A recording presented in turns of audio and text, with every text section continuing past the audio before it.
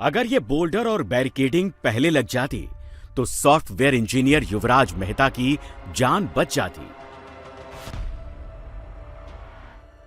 अगर ये कॉग्निजेंस पहले सिविक अथॉरिटी ने ले लिया होता जिस समय यहाँ पे ट्रक गिरा था तो शायद हो सकता है कि ये जो अभी इंसिडेंस हुआ है ये शायद दोबारा रिपीट ना होता। अगर लापरवाह जूनियर इंजीनियर के खिलाफ पहले एक्शन हो जाता तो युवराज आज जिंदा होता।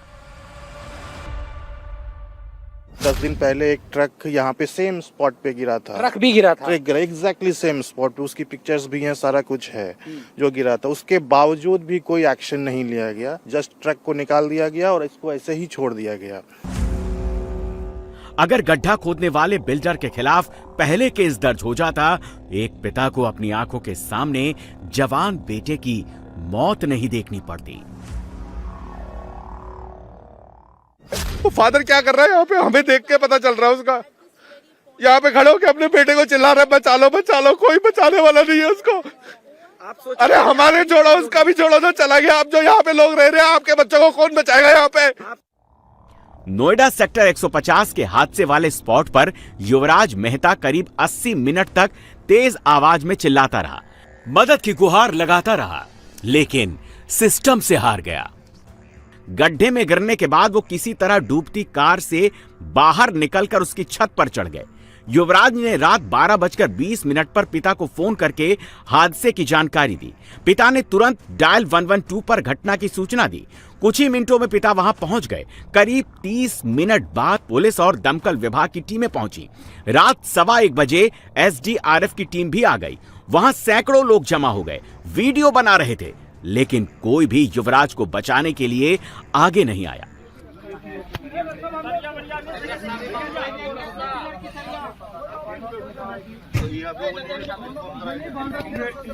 इसने 12, साढ़े 11, 12 बजे कॉल किया है।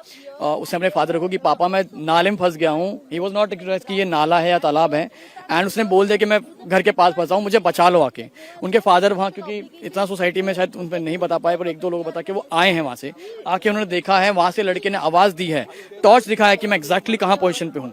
और उसको तैरना बिल्कुल नहीं आता। किसी ना तैरने इंसान को आप समझे गाड़ी फ्लोट हो रही है, वो इतना इंटेलिजेंट था कि वो गाड़ी से बाहर निकला है। उसे पता अगर गाड़ी की तरफ एक तरफ झुकाव देगा गाड़ी पलट जाएगी। वो फिर भी गाड़ी पे लेट गया था, उल्टा लेट के उसने कॉल किया है फादर को, और उसका सब आए हैं, फिर टॉर्च से दिखाया है एनडीआरएफ टीम को, पूरी पुलिस टीम को। उनको विजिबिलिटी भी नहीं दिख रही थी, लेकिन उसने गाइड किया सबको टॉर्च दिखा के कि मैं एग्जैक्टली यहाँ हूँ।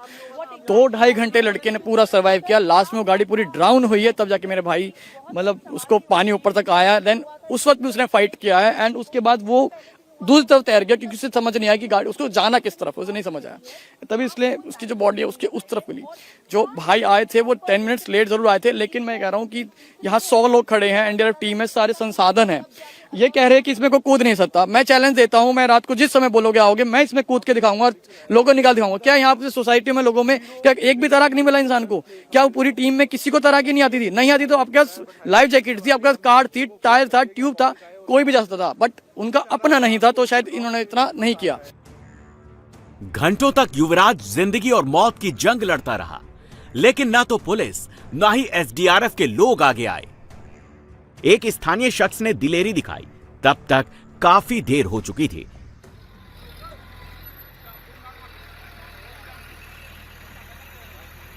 युवराज का गिरने के बाद 12 बजे गिरने के बाद युवराज कम से कम 1:45-2 बजे तक लड़का गाड़ी पे बैठ के टॉर्च दिखाता रहा कि प्लीज मेरी हेल्प कीजिए जी, कि मेरी हेल्प कीजिए प्लीज प्लीज प्लीज, लेकिन उसकी कोई भी हेल्प नहीं कर पाया। बड़े दुर्भाग्य की बात है कि 100 आदमी होने के कारण वो लड़का डूब के मर गया। यहाँ कितने लोग जमा थे उस वक्त?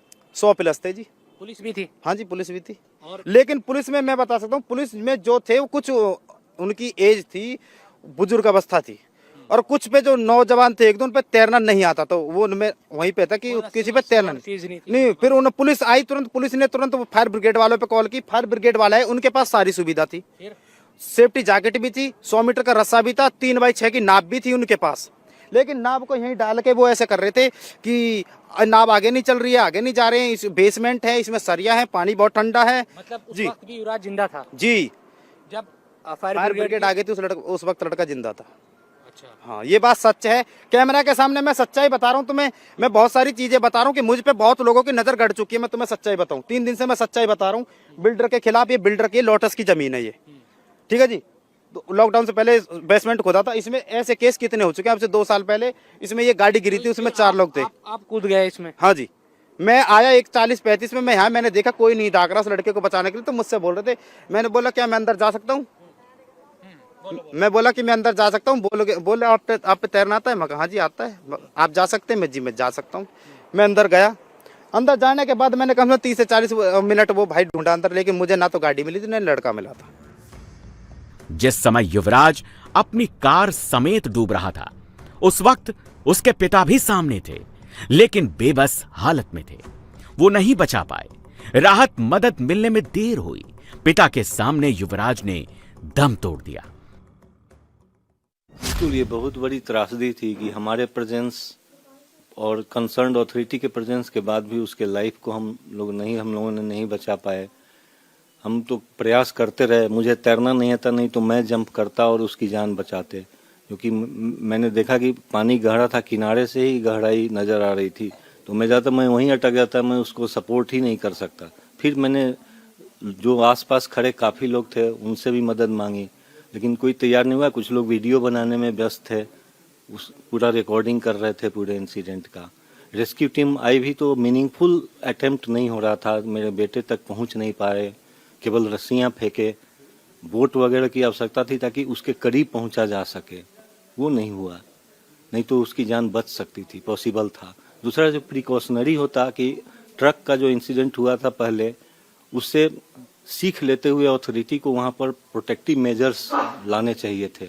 लाइक रिफ्लेक्टर लगाना चाहिए था, वहाँ पर बैरियर लगाना चाहिए था, वो सब नहीं था। तो इंसिडेंट तो पहले भी होता रहा था। अगर वो नहीं उपाय लगाते आगे भी होते रहेंगे इंसिडेंट। युवराज की मौत हादसा नहीं, मर्डर है। युवराज गड्ढे में गिरकर नहीं मरा। सिस्टम की लापरवाही ने युवराज की जान ले ली। युवराज की मौत का जिम्मेदार कोई एक शख्स नहीं, पूरा करप्ट सिस्टम युवराज की मौत के लिए जिम्मेदार है। युवराज की मौत के बाद प्रशासन की नींद खुली है। गड्ढे के सामने बोल्डर लगा दिया है, बैरिकेडिंग कर दी है, लेकिन सब कुछ बहुत देर से हुआ। एक 27 साल के इंजीनियर की मौत के बाद हुआ। 31 दिसंबर को भी ठीक इसी जगह पर एक ट्रक हादसे का शिकार हुआ था। स्थानीय लोगों ने उसे बचा लिया था, लेकिन भ्रष्ट तंत्र तब भी नहीं जागा। अगर उसी वक्त नोएडा के सेक्टर 150 में बैरिकेडिंग कर दी गई होती, साइन बोर्ड लगा दिया गया होता, तो युवराज की जिंदगी बच जाती। देखिए, अब जब उस लड़के की मौत हो गई, 27 साल का जो युवा सॉफ्टवेयर इंजीनियर, जिसको अपने भविष्य में बहुत कुछ करना था, बड़े सपने उसने देखे थे, उसके लड़के की मौत के बाद अब ये बैरिकेड यहाँ पर लगाए गए हैं। क्या ये पहले नहीं लग सकते थे ताकि एक 27 साल के युवा की जान बच जाती? लेकिन लापरवाही इस कदर है कि अब यहाँ पर बोर्ड लगा दिए गए। स्थानीय जो लोग हैं यहाँ के, वो लगातार ये डिमांड करते रहे पहले से भी कि यहाँ कम से कम कोई बोर्ड लगा दिया जाए, बैरिकेड कर दिया जाए, ताकि जो वाहन चालक या गाड़ी चलाने वाले लोग हैं उनको अंदाजा हो कि यहाँ कहाँ से मुड़ना है, कहाँ से टर्न लेना है। जिस गड्ढे में डूबकर युवराज की मौत हुई, वो 20 से 70 फीट गहरा है। यानी अगर जिसे तैरना नहीं आता और वो उसमें गिर जाए तो मौत पक्की है। यह कोई प्राकृतिक गड्ढा नहीं है, बल्कि इसे बेसमेंट बनाने के लिए खोदा गया था। युवराज की मौत के पीछे कितने किरदार जिम्मेदार हैं, आपको बताते हैं। सेक्टर 150 में स्पोर्ट्स सिटी विकसित करने के लिए कई एकड़ जमीन नोएडा अथॉरिटी ने 3C बिल्डर को अलॉट की थी। 3C ने छोटे छोटे प्लॉट बनाकर 24 बिल्डरों को अलग अलग प्रोजेक्ट बनाने के लिए सब लीज से जमीन बेच दी। 8 प्रोजेक्ट में करीब 7,000 परिवार और 21,000 लोग रह रहे हैं।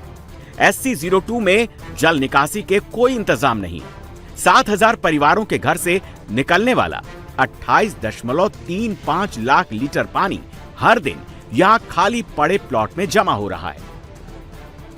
जिस जगह पर 21,000 लोग रह रहे हो, वहां सिंचाई विभाग और नोएडा अथॉरिटी की आपसी विवाद की वजह से पानी निकासी का इंतजाम नहीं हो पाया। सिंचाई विभाग ने बांध के नीचे से जल निकासी की इजाजत नहीं दी। कई बार लोगों की शिकायत के बावजूद नोएडा अथॉरिटी और सिंचाई विभाग इस परेशानी का हल नहीं निकाल पाए। जिस गड्ढे में डूबकर युवराज की मौत हुई, वो गड्ढा बना कैसे, आप ये समझ लीजिए। 3C के MJ विजय टाउन और लोटस ग्रीन को जमीन बेची गई थी। अर्थम बिल्डर को मॉल बनाने के लिए 5 एकड़ जमीन बेची गई। अर्थम बिल्डर ने 2 साल पहले यहां मॉल बनाने के लिए बेसमेंट की खुदाई की। जब निर्माण पूरा नहीं हुआ तो प्रोजेक्ट को रोक दिया गया, जिसके बाद से हर दिन 28.35 लाख लीटर पानी इस बेसमेंट में जमा हो रहा था। जाके प्रशासन से पूछो ना, अथॉरिटी से पूछो ना, जब ये बिल्डिंग ले ली थी पानी क्यों कर रखा है। एक बात बता, जब अथॉरिटी वाले ने प्लॉट अलॉट कर दिए, टावर बन गए, टावर वो हो चुके, तो इनके पानी का प्रबंध क्यों ना कर रहे? वो पानी क्यों खड़ा कर रखा है इसमें टावर वालों का? कितने दिनों से है, कितने सालों से? पानी शुरू से 2-3 या 10 साल से, तब से यहीं भरा खड़ा है पानी। कुछ लगा नहीं रखा था, कुछ भी नहीं लगा रखा, कोई बैरिकेटर कुछ नहीं थे, ये अब लगाए हैं उन्होंने। जिस दिन ट्रक गिरा था उस दिन लगाना चाहिए। पहले गिरा था ट्रक अब से 15 दिन पहले गिरा था। 15 दिन और क्या, उस दिन क्यों नहीं लगाया बैरिकेटर जो अब लगाया है? सेक्टर 150 में जिस जगह युवराज की जान गई, वहां भले ही अब बोल्डर लगा दिया गया हो, बैरिकेडिंग कर दी गई हो, लेकिन वहां स्ट्रीट लाइट तक की सुविधा नहीं है। सड़कों का निर्माण काम अधूरा है, फुटपाथ का निर्माण अभी तक नहीं हुआ है। सेक्टर 150 के इस इलाके में 3 से 4 करोड़ रुपए तक के फ्लैट बिकते हैं। पूरा इलाका बेहद पॉश है। यहाँ रहने वाले लोग पिछले कई सालों से लगातार एप्लीकेशन देकर यहाँ बैरिकेड लगाने और पानी के इस गड्ढे को ढकने की मांग करते रहे, लेकिन कोई कार्रवाई नहीं हुई। ये वही एप्लीकेशन है जिसे यहाँ रहने वाले लोगों ने भेजा था। अगर पहले ही एक्शन हो जाता तो युवराज आज जिंदा होता। मेरे साथ इस वक्त अमन जी मौजूद है, जो प्रेसिडेंट है उसी सोसाइटी के जहाँ के युवराज रहने वाले थे, टाटा के तरफ से, क्योंकि पूरी सोसाइटी बनाई गई। और ये जो कागज आप देख रहे हैं, ये एप्लीकेशन है, इनमें कई मांगों का जिक्र है और ये नोएडा अथॉरिटी को और दूसरे जो विभाग है उनको दी गई थी। उसमें ये भी जिक्र है कि जो ओपन ये जो पूरा नाला है इसको ढका जाए, इन तमाम चीज़ों को लेकर भी जिक्र किया गया है। अमन जी, कब दी थी आपने? हमने फ्रॉम टाइम टू टाइम हम एप्लीकेशन देते गए हैं। तो पहली एप्लीकेशन मेरे ख्याल से आज से 1 साल पहले दी गई थी, और प्लस जन सुनवाई में भी बहुत सी कंप्लेन करी है कि सारी ड्रेनेज कवरेज, मोबाइल नेटवर्क कुछ भी इस एरिया में नहीं है, कुछ सुनवाई नहीं हो रही है हमारे पास नोएडा अथॉरिटी की। वो बस एक विभाग से दूसरे विभाग में ट्रांसफर करते रहते हैं और कुछ नहीं करते हैं। युवराज की मौत के बाद प्रशासन अब एक्शन में है। इस इलाके के जिम्मेदार अफसरों और कर्मचारियों को कारण बताओ नोटिस जारी किया गया है। ट्रैफिक विभाग के जूनियर इंजीनियर नवीन कुमार की सेवाएं तत्काल प्रभाव से खत्म कर दी गई हैं। बिल्डर के आवंटन और निर्माण काम की रिपोर्ट मंगाई गई है। MZ विजय टाउन और लोटस ग्रीन के मालिक के खिलाफ FIR दर्ज कर लिया गया है। ये जस्ट एक मैनेजमेंट का, अथॉरिटीज का फेलियर है। यहाँ पे कोई सेफ गार्ड नहीं है। ये आप बोर्ड देख रहे हैं, ये देख रहे हैं, सब अभी लगे हैं, कुछ भी यहाँ पे सेफ गार्ड नहीं था। ना यहाँ पे लाइटिंग होती है, ना कुछ होती है। यहाँ पे बुरे हाल है, कोई गवर्नेंस नहीं है, कोई अथॉरिटी नहीं है। बड़ा क्वेश्चन ये है कि वो क्या कर रहे हैं। हम बोल के हम CM पोर्टल तक डाल चुके हैं, हम MLAs को रिक्वेस्ट कर चुके हैं, सब कर चुके हैं। आगे भी पूरा खाली है, गड्ढे ही गड्ढे हैं, कोई भी गिरे कुछ करे। ये हमारे हैं, इधर आइए, ये हमारे सेवियर बॉय हैं। इन्होंने पिछली बार जब ट्रक गिरा था तब भी यही कूद के इन्होंने बचाया ड्राइवर को। इस बार वो कूदा तब भी इन्होंने बचाया, लेकिन बस 5 मिनट की देरी रह गई जो ये नहीं बचा पाए। इनके कूदने से पहले कोई ना फायर का कूदा, ना NDRF का कूदा, किसी ने कोई हेल्प नहीं करी। युवराज मेहता की मौत के बाद लोगों में नाराजगी है। सोसाइटी और आसपास के लोगों ने कैंडल मार्च निकालकर विरोध जताया। लोगों ने प्रशासन के खिलाफ गुस्सा जाहिर किया। आरोप लगाया कि पहले से इंतजाम होते तो युवराज की जान नहीं गई होती।